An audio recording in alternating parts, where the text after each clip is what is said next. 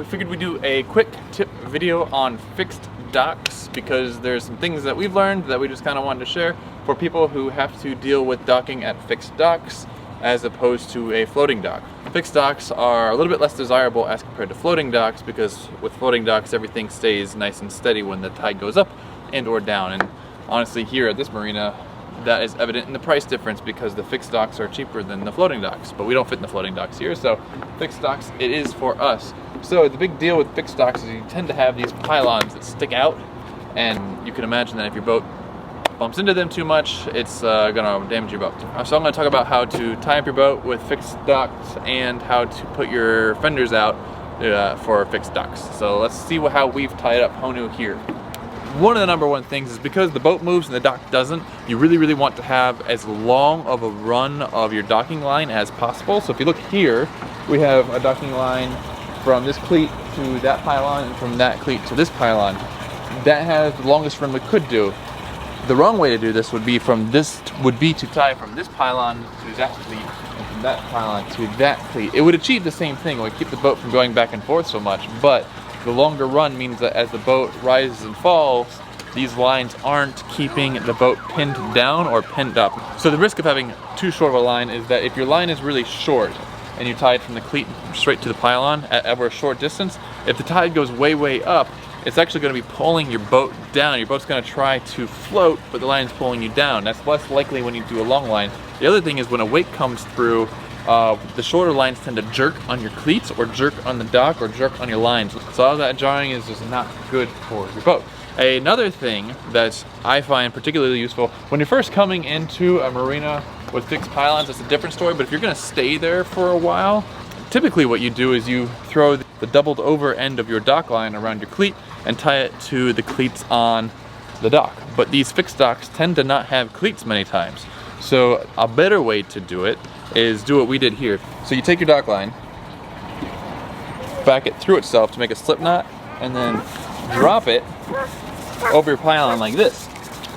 It's way easier than trying to tie a big clove hitch or whatever on this pylon, and then and if you do try to tie around the pylon, if the bitter end is over here, it's a pain to tighten it and untighten it. So what we do is do the end here, and then over on the cleats, we tie the clove hitches, or the cleat hitches, and those are adjustable. So that's how we adjust the boat when it comes to this. I don't know why, but that took us like 2 or 3 of these fixed docks to figure out, because I was always sitting here trying to adjust the knots here to lengthen or shorten the lines. It's just 10 times easier to use your cleats as the anchor point and adjust it there. So save you guys the effort. It took me to figure that out. Maybe it's obvious now, it's just silly. Another thing I want to talk about is how to do your fenders. When you're with the floating dock, there's absolutely no problem with tying your fenders to your lifelines. And so as your boat shifts around, as the tide goes up and the wind shifts and everything, your fenders are always where you want them. But that doesn't work on a fixed dock because you want the fenders where the poles are. And if your boat's moving around, then your fenders are gonna miss. So again, when you first come into a marina, tie your fenders horizontally, so one end up over the lifelines on both sides, and so you have greater odds. But once you're at your marina, go ahead and tie your fenders to the poles themselves. So what that does is it makes it so when you go out for the day to do a day sail or whatever, you leave your dock lines on the dock. I tend to like just loop them around here so they're easy to grab, and your fenders are here. So all you gotta do is come in and you can nice and gently bump against the dock. You don't have to worry about one of these holes or corners hitting your boat really hard. If you have fender boards, or if you like the idea of fender boards, what you can do is you can tie vertical fenders from your lifelines and put a piece of wood. What that does is it effectively makes your fender from having this much protection area to having this much protection area. We don't do fender boards, A, because I don't want to store them, but B, with a fender board, it keeps your boat further away from the dock because you have the fender, then the board, and then the pole. This way, we can get the boat closer to the dock. And getting closer to the dock makes it easier to get on and off the dock, which I'll show you over here as the last tip. Here's another tip too. Most boats aren't straight up and down, right? They have a curve to them. So if you see right here, we have 2 fenders. The bottom fender works well for when the boat drops down, it keeps it off. But without this fender here, as the tide rises, the curve of the hole actually can make it so that if a storm comes, this top part, the curve of the hole make it so that this bottom fender doesn't do much. That's why most of these poles have 2 fenders. With fenders, you can tie them in a way so you stagger them. Because this is our midships, this is the most important one to have it staggered like this. Another important tip is for any of your lines that are going to be going to and from your boat, because the boat's moving and the dock isn't, you need to make sure that if your boat shifts a little bit, it's not going to pull your power line or your water line hard on your boat or on the pedestal. So when you drape these over, you want to make sure that if they pull,